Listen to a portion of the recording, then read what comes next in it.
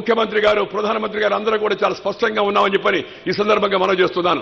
కులం పేరుతో, మతం పేరుతో, వర్గం పేరుతో, వర్ణం పేరుతో, జిల్లా పేరుతో, భాష పేరుతో జనాన్ని రెచ్చగొట్టి అనేక సంవత్సరాలు పాలకులు తమ పబ్బం గడుపుకున్నారు. పేదరికేమో మాటలు, ధనికులకేమో మూటలు ఇచ్చారు. ధనికులకేమో మూటలు, పేదరికేమో మాటలు. Words for the poor, deeds for the rich చెడ్డకి వాళ్ళు ఇవాళ ఈ ప్రభుత్వం పైన, కేంద్ర ప్రభుత్వం పైన, రాష్ట్ర ప్రభుత్వం పైన విమర్శలు చేయడమవుతుందో ఇది సరైనది కాదని మీ అందరి సందర్భంగా నేను మీ అందరికీ మనం చేస్తున్నాను. నేషనల్ హైవే మన అదృష్టం. అమరావతికి ఇచ్చాపురం ఒరిస్సా నుంచి డైరెక్ట్ గా రోడ్డు ఉంది, చెన్నై నుంచి రోడ్డు ఉంది, హైదరాబాద్ నుంచి రోడ్డు ఉంది. లేదంతా బెంగళూరు నుంచి కనెక్షన్ లేదు. బెంగళూరు నుంచి అనంతపురాన్ని, కర్నూలును కలుపుకుంటూ రాయలసీమ మీదుగా కొత్త రాజధానికి రాష్ట్రీయ రహదారి ఏర్పాటు చేయడం కోసం కూడా కేంద్ర ప్రభుత్వం నిర్ణయించిందని మీ అందరికీ మనం చేస్తున్నాను. ఈ అమరావతి చుట్టూరు 168 కిలోమీటర్స్ కొత్తగా వలయాకారంగా రింగ్ రోడ్డును కూడా కొత్త రాజధానికి ఏర్పాటు చేస్తామని చెప్పని కూడా ఈ సందర్భంగా మనం చేస్తున్నా. ఇప్పటికే సర్ఫేస్ ట్రాన్స్పోర్ట్ మినిస్టర్ గారి దానికి సుముఖత వ్యక్తం పరిచారు, రాష్ట్రానికి కూడా తెలియజేశారు. అదేవిధంగా విజయవాడలో దుర్గమ్మ వంతెన దగ్గర మనందరికీ తెలుసు ఎంత ఇబ్బందిగా ఉందో. ఆ నుంచి ట్రాఫిక్ డైవర్షన్ లేకుండా ఆ వంతెనకు కూడా కావాల్సిన నిధులు మంజూరు చేయడం జరిగింది. తొందరలో అది కూడా పని ప్రారంభమవుతుందని సందర్భంగా మీ అందరికీ మనం చేస్తున్నాను. విశాఖపట్నానికి హుద్దు తుఫాను వస్తే రెండవ రోజు ప్రధానమంత్రి గారు వచ్చారు, 1000 కోట్లు ఇచ్చారు. వీళ్ళకేమో అది మట్టి నీళ్లుగా కనబడుతుంది, మనం ఏం చేయలేం. వాములు తినే స్వాములు వారికి పచ్చిగడ్డి బరోబర్ అన్నట్టుగా దొరికినట్టుగా దోచుకున్న అంటే మహానాయకులంతా కూడా ఇవాళ వీటన్నిటిని వ్యంగ్య మాటలతో తమాషాలు చేస్తున్నారు, తమాషాలుగా మాట్లాడుతున్నారు. కొంతమంది అయితే ఇప్పుడు కొత్తగా పార్టీలు వచ్చాయి. ఏంటంటే జీబీటీపీ పార్టీ అని, అంటే గడిబొమ్మ దగ్గర పెట్టే పార్టీలు. వాళ్ళకి రెండో పని లేదు, గడిబొమ్మ దగ్గర పెడుతూ ఉంటారు.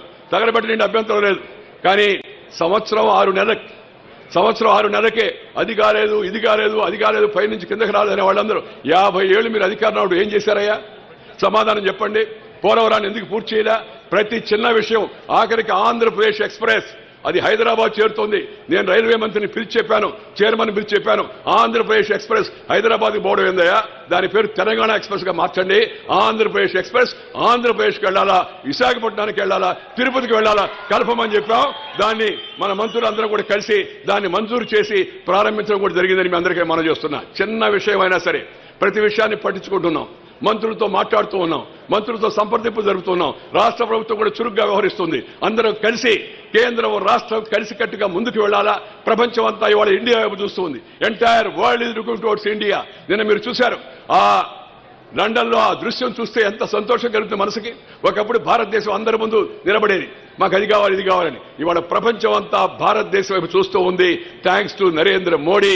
మోడీ అంటే 3D, మోడీ అంటే 3D అంటే decisive development and decisive dynamic and development 3-in-1 Narendra Modi అని చెప్పని వాడ యావత్తు ప్రపంచం, America, China, Germany, Japan, Russia, అలాగే సింగపూర్ కావచ్చు, లేకపోతే నేపాల్ కావచ్చు, ఎక్కడికి పోయినా ఎక్కడికి పోబోతున్నా కూడా అక్కడ జనం అంతా మోడీ వైపు చూస్తున్నారు. ఎందుకో అది మోడీ గారి వైపు కాదు, మోడీ వెనకుండే భారతదేశం వైపు, మీ అందరి వైపు చూస్తూ ఉంది. ఎందుకంటే భారతదేశానికి మంచి భవిష్యత్తు ఉంది. ఈ యువకులకు అందరికి కూడా మంచి భవిష్యత్తు ఉందనే ఉద్దేశంతో ప్రపంచం ఇండియా వైపు చూస్తూ ఉంది. కానీ కొంతమంది పరిగట్టుకొని మన దేశం యొక్క పేరు ప్రతిష్టను పోగొట్టే ప్రయత్నాలు చేస్తున్నారు, తప్పుడు ప్రచారాలు చేస్తూ ఉన్నారు, అసహనం పెరిగిపోయిందని మాట్లాడుతూ ఉన్నారు. ఎమర్జెన్సీ పెట్టి లక్షల మందిని జైల్లో తోసినప్పుడు వీళ్ళ నోరులు ఏమైపోయినాయి, వీళ్ళ చేతులు ఏమైపోయినా అని ప్రశ్నిస్తే వాళ్ళ దగ్గర సమాధానం లేదు. వేల మంది సిక్కులను ఊచకోత కోసినప్పుడు వీళ్ళు ఎందుకు మౌనంగా ఉన్నారంటే సమాధానం లేదు. అదే కాదు, కాశ్మీరీ పండితులను 3 లక్షల మందిని కాశ్మీర్ నుంచి నెట్టివేస్తే, వాళ్ళ సాహిత్యాన్ని తగలబెడితే, వాళ్ళ ఇళ్లని ఆక్రమిస్తే వీళ్ళు ఎందుకు నోరెత్తలేదంటే వీళ్ళ దగ్గర సమాధానం లేదు. వీళ్ళు ఇవాళ ఈ ప్రభుత్వాన్ని, మోడీ గారిని అంతర్జాతీయ స్థాయిలో బదనాం చేయాలని చూస్తున్నారు. కానీ అంతర్జాతీయ స్థాయిలో వాళ్ళు బదనాం కారు. ఎందుకంటే వాళ్ళు తెలివైన వాళ్ళు, వీళ్ళలాంటి వాళ్ళు కాదు. వాళ్ళకి తెలుసు ఇండియాలో పెట్టుబడులు పెట్టే అవకాశం ఉంది, ఇండియా ముందుకు పోతుంది, మనం కూడా పోవాలని. నిన్న మీరు చూశారు లండన్లో వెంబ్లీ స్టేడియంలో, లండన్లో 70,000 మంది, ఇండియాలో 70,000 మంది రావచ్చు, వస్తూ ఉంటారు. రామారావు గారు ఉన్నప్పుడు 1,00,000 మంది వచ్చారు, మోడీ గారిని చూడడానికి కూడా 1,00,000 మంది వచ్చారు. కానీ అమెరికాలో, ఇంగ్లాండ్ అంతమంది ఖాళీగా రారు, టీవీ చూస్తుంటారు అందరూ ఎక్కువ మంది. అలాంటి లండన్లో 70,000 మంది రావడమే కాకుండా వచ్చి మోడీ నినాదం కాకుండా బ్రిటిష్ ప్రధానమంత్రి ఒక మాట చెప్పాడు, డేవిడ్ కెమెరాన్. ఏమని చెప్పాడు తెలుసా? ఇలాగే జరిగితే ఆఖరకు బ్రిటన్లో కూడా ఇండియా వాడు వచ్చి అక్కడ బ్రిటన్ పౌరసత్వాన్ని తీసుకొని ప్రధానమంత్రి అయినా కూడా ఆశ్చర్యపడాల్సిన అవసరం లేదని చెప్పాడు. అదే భారతీయులకు ఉన్నటువంటి గౌరవం, ప్రపంచం ఇస్తున్న గుర్తింపు. అదే కాదు, మీరు గమనించారో లేదో, బ్రిటిష్ ప్రధానమంత్రి పక్కన ఒకరు నిలబడ్డారు. నేనెవరో ఇండియా అమ్మాయి అనుకున్నాను. ఇండియా అమ్మాయి అనుకున్నాను. ఆ తర్వాత చెప్పారు ఆమె పేరు ఏంటంటే సమంత. మన సమంత కాదు, సినిమా సమంత కాదు. సినిమా సమంత కూడా అప్పుడప్పుడు చీరలు కడుతూ ఉంటుంది మామూలుగా డ్రెస్సులు మార్చి. కానీ బ్రిటిష్ ప్రధానమంత్రి డేవిడ్ కెమెరాన్ యొక్క సతీమణి సమంత కెమెరాన్ భారతీయ సాంప్రదాయంతో కట్టు బొట్టు తిరుగుదనం భారతీయతనం ఉట్టుపడేట్టుగా చీర కట్టుకొని వచ్చింది. ఆ చీర పైన డిజైన్లో మోడీ గారి పేరు ఉందని చెప్పారు, పత్రికలో రాశారు. అంటే ప్రపంచం ఎంత విలువిస్తుంది, మనం ఎలా పోతున్నామో ఆలోచించవలసిందిగా మీ అందరికీ సందర్భంగా మనం చేస్తున్నాను. మిత్రులారా, కొత్త రాజధానికి అన్ని విధాలా కేంద్ర ప్రభుత్వం సహకరిస్తుంది. ఆంధ్రప్రదేశ్కి ప్రత్యేక హోదా ఇవ్వాలని ఆ రోజు పార్లమెంట్లో వీళ్ళెవరు మాట్లాడకపోయినప్పటికీ కూడా, వీళ్ళు ఆ విషయాన్ని మర్చిపోయినప్పుడు కూడా పార్లమెంట్లో నేను మాట్లాడాను. నేను మాట్లాడినందుకు ఇప్పుడేమి నేను దానికి వెరవడం లేదు. ఎస్, నేను ఆంధ్రప్రదేశ్ యొక్క ప్రజల ప్రతినిధిని కాకపోయినా, ఆంధ్రప్రదేశ్ నుంచి ఎంపిక కాకపోయినా, కర్ణాటక రాష్ట్రం నుంచి ఎంపీగా ఉన్నా తెలుగు ప్రజలకు అన్యాయం జరుగుతుందని చూస్తూ ఊరుకుండలేక పార్లమెంట్లో లేచాను, ప్రభుత్వాన్ని కదిలిచ్చాను, ప్రభుత్వాన్ని అదిలిచ్చాను, ప్రభుత్వం దగ్గర కొన్ని ఈ యొక్క హామీలు పొందాను.